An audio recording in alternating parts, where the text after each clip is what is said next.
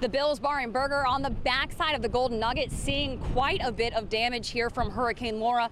Take a look. This is what's left. Witnesses heard the man threaten to kill a deputy with a hammer here just outside of Walmart. I want you guys to take a look at this. This Volkswagen Beetle is partially submerged, saying if its employees and customers are wearing a mask or who's not, letting them know who's wearing one and if they're wearing one properly. This big piece of metal, we're told by a person who works at the hotel, came off of the neighboring hotel and flew all the way over here. Now that neighboring hotel is what we want you all to actually look at. Take a look over at the hotel next door. We're gonna try to take you all outside right now. You can hear that loud whistling noise created when we open the door. And if you take a look over here to our right, that's where you're gonna see that insulation. And as we look at the ground here where we're standing right on the side of the Golden Nugget, we're seeing screws. It's one of the things that people from the hotel warned us about. It looks like we've got some family pictures here just laying on the ground, these Kodak pictures. What do you have to say about this arrest? I'm finna beat it because I ain't killed nobody.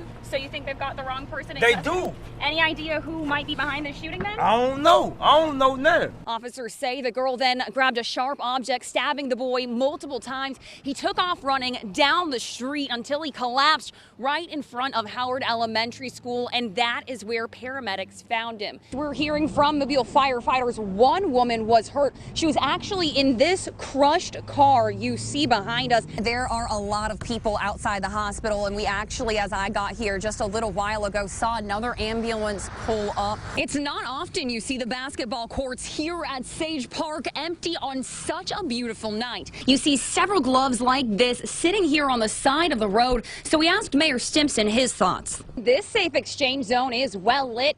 It's in front of Mobile Police headquarters, and arguably, most importantly, everything here, well, it's all on camera. Beads may not be getting thrown off of floats any longer, but you can tell Mardi Gras came through here if you just look up. You can kind of see it by looking at the roof, but you can really see it by looking at the ground. They took some wind damage here, but it's nothing compared to what you see across State Avenue when you look right across the street, downed trees.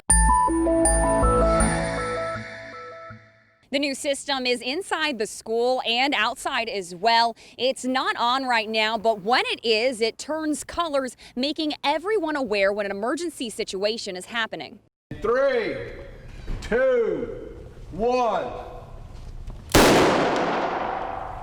A parent's worst nightmare. An emergency at school. But this technology at Mobile County Public Schools is helping ease those fears. Gunshot detection, which means that if anybody was to come into this school and fire a gun off, the system automatically recognizes that gunfire and will set off the alerts automatically without any human intervention. The technology integrated security system uses lights, an intercom system, severe weather, Coast Blue, severe weather. A digital sign, sends notifications to computers, notifies law enforcement, and can even lock doors. It alerts for more than gunshots. This sign shows all the different colors and what they mean. Blue for weather alerts. Initiated. Code yellow procedures are to be followed. Yellow for hold in place. All the things that we've done before have somewhat operated separately. This is a tool that will allow all those things to operate together and take some of the human element out of it, because we all know when things happen, sometimes it's hard to remember everything that we need to do. So this will allow all those things to happen, or many of them to happen simultaneously. The system is engineered and built through a collaboration between MCPSS and the city. The district is getting some help paying for the new system. The city got a $400,000 grant, and MCPSS pitched in $130,000. Dauphin Island's haunted history goes back more than 300 years. Even today you can hear Indian maidens singing at night to the beat of Indian drums.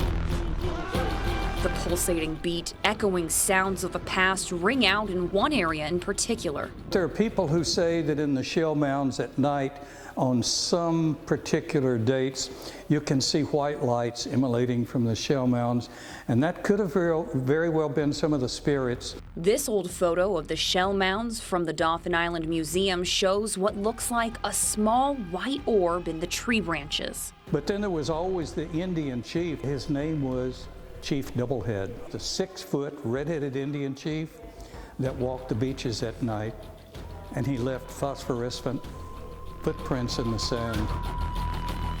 And just across the island, there's another popular haunt. Fort Gaines is doubly haunted. There are stories of soldiers, there are stories of ladies who were families of the soldiers. It may look peaceful during the day, but when the sun goes down, there's an unmistakable eerie feeling. During the Civil War, Fort Gaines became central operations for blockade running. In 1864, the fort was involved in the Battle of Mobile Bay between Confederate and Union forces. Later, the fort was used in the Spanish-American War, World War I, and World War II.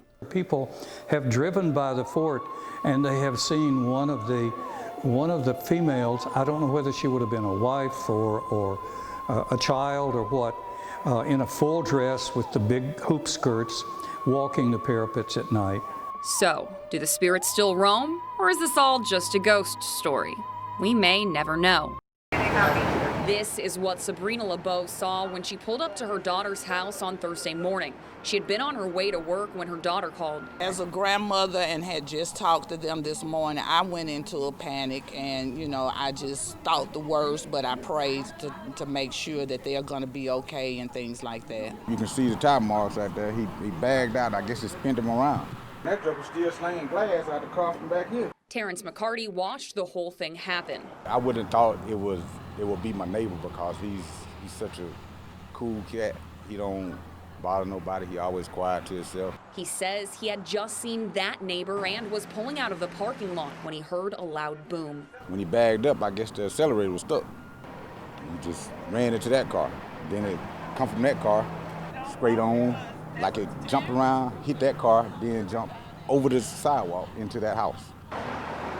The car hit the front of the apartment, which is where Sabrina LeBeau's grandchildren were. There's a sofa that's right there by the door and in front of the window. The oldest one, that's 13, she was laying on that sofa, and my grandson was sitting on a chair playing the video game right in front of the television. She's got some minor cuts and bruises in her leg. She's complaining about her leg and her ankle. The man we spoke to says after the car hit the front of the building, it circled around the back, hitting the backside of the apartment, then took off and stopped at a nearby gas station. Police we spoke to at the scene said there is no one in custody at this point.